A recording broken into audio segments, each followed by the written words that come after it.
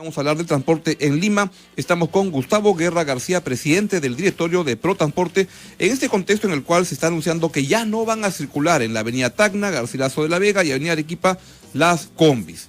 Gustavo, gracias por venir, muy buenos días. Muy buenos días, Augusto, muchas gracias por la invitación. ¿En qué consiste este anuncio? Bueno, en realidad el anuncio que se hizo los días pasados era que no había prórroga para la entrega de los sobres de precalificación en la licitación de los corredores complementarios, es decir, que la licitación marcha en su plazo. Y dentro de esto, claro, la prensa pregunta cómo va a funcionar la reestructuración. Y claro, sí es bien importante que en estos corredores, que son vías súper importantes como Javier Prado, Carretera Central, las Panamericanas, Brasil, San Juan del Urigancho, Abancay, etcétera, lo que va a ocurrir es que en las zonas troncales, que son justo estas avenidas que he mencionado, sí, las combis se van a tener que retirar desde el inicio de la preoperación, que comienza en junio. O sea, entre junio y en noviembre se va a dar el retiro de las combis de las zonas troncales y una parte de ellas va a poder pasar a la zona de alimentación, desde donde ya gradualmente van a tener que ir saliendo conforme los consorcios van cumpliendo con su plan de inversiones, que totalizan más o menos $800 millones, y cada año tienen que incorporar 20% de una flota de 5.200 buses, que son los que finalmente en 5 años, los buses nuevos, principalmente de 12 metros, que van a trabajar en el ámbito de los corredores complementarios, que son 5 millones de viajes, el 40% del transporte urbano de Lima. ¿Y esto va a ser un proceso fluido o hay oposición? ¿Ha sido conversado con los actores del mercado? Siempre es difícil hacer una reforma en la cual tienen que los trabajadores pasar de no estar casi ninguno en planilla a todos tienen que pasar a la planilla. Siempre es difícil pasar de 420 empresas a un número manejable de consorcios que probablemente sean 20 o 25.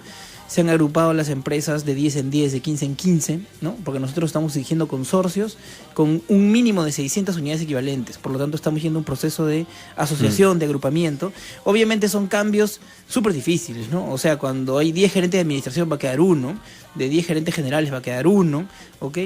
Y por lo tanto van a haber muchas economías de escala. Eso es bueno por un lado, pero también genera muchas exigencias. Entonces sí es un proceso tenso, pero nosotros desde diciembre del 2011 lanzamos una asistencia técnica, les pedimos que se agrupen y los capacitamos desde febrero del 2012 hasta octubre.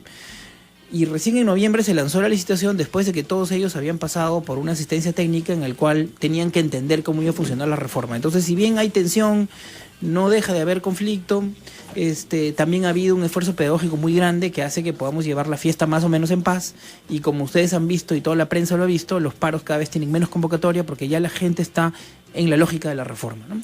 ¿Cómo va a ser el sistema nuevo? Si yo me voy a rezar a Santa Rosa y me quiero venir por la Arequipa, para ATV, queda en la cuadra 35 la Arequipa, ¿no? Arranca por la avenida Tacna y más o menos acaba por la Arequipa. ¿Cómo va a ser mi transporte ahora, a partir de entonces? Claro, yo lo que diría es, para que tengan una idea, en el futuro el sistema va a funcionar muy parecido a los alimentadores del Metropolitano, porque no van a tener, digamos, infraestructura segregada como tiene el Metropolitano de separación. Por lo tanto, los alimentadores del Metropolitano son lo más parecido, porque vamos a tener el mismo modelo empresarial, que significa que las empresas ya no van a ganar por cada pasajero que sube, sino por cada kilómetro recorrido, ¿okay? Como en el Metropolitano. Claro. Las empresas se van a agrupar en consorcios, como en el Metropolitano. Los trabajadores van a estar en planilla, como en el Metropolitano. Y lo que va a hacer ProTransporte es hacer la programación del servicio. Por lo tanto, todo el mundo va a saber cuál es la distribución horaria, a qué hora pasan los buses, y lo que controlamos principalmente es que cumplan con esa programación y se les paga por kilómetro. Y además, a partir de abril del 2015 está previsto que ya entre en funcionamiento el nuevo sistema de recaudo, ¿okay? Para 5 millones de pasajeros, que no es otra cosa que la generalización de la tarjeta electrónica del Metropolitano. Entonces así va a funcionar. ¿Qué va a pasar en concreto en la Arequipa, por ejemplo? Es que, no van a haber más combis en la avenida Arequipa, ni en Tacna, ni en Garcilaso, en todo ese eje de recorrido. Es altamente probable, lo estamos evaluando para poderlo ejecutar, que no hayan incluso vehículos privados en la Arequipa para facilitar el funcionamiento del corredor. La idea es pasar los vehículos privados a Petit Suárez y Arenales, que ya son corredores rápidos para los vehículos privados con semaforización completa.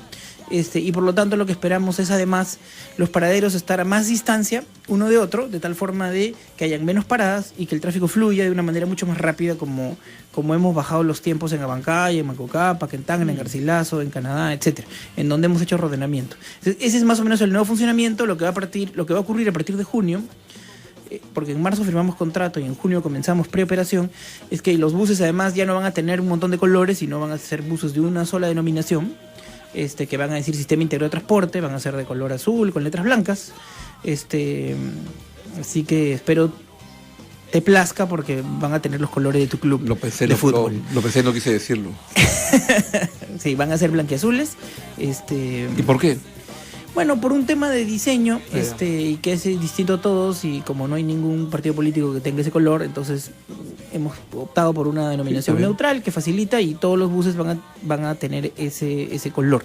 De tal forma que facilita además la intercambiabilidad. Por ejemplo, si hay un bus que deja de trabajar en una zona troncal y ya solo puede pasar un alimentador, no tenemos que estar pintándolo de nuevo, ¿no? Hoy día en el sistema de colorinches, lo que ocurre es que cada vez que alguien tiene que pasar un bus de una empresa a otra, tiene que pintarla de nuevo, son $2.000 de gasto. Entonces, al homogenizar el sistema en una sola imagen gráfica, facilitamos que buses pasen de una ruta a otra a bajos costos, ¿no?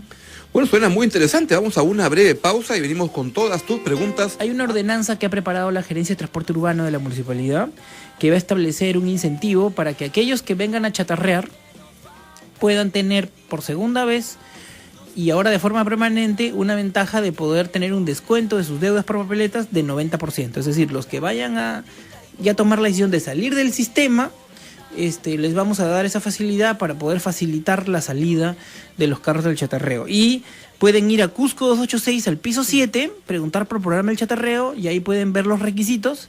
Tiene que ser un vehículo de más de 20 años, obviamente tiene que estar en funcionamiento, que tiene que llegar caminando a la planta de chatarreo y les pueden dar ahí la orientación para poder incorporarse al programa de chatarreo. Y más o menos en unas 3 semanas debemos tener aprobada esa ordenanza que va a permitir que todo aquel propietario de vehículo que chatarree pueda pagar sus multas con un 90% de descuento.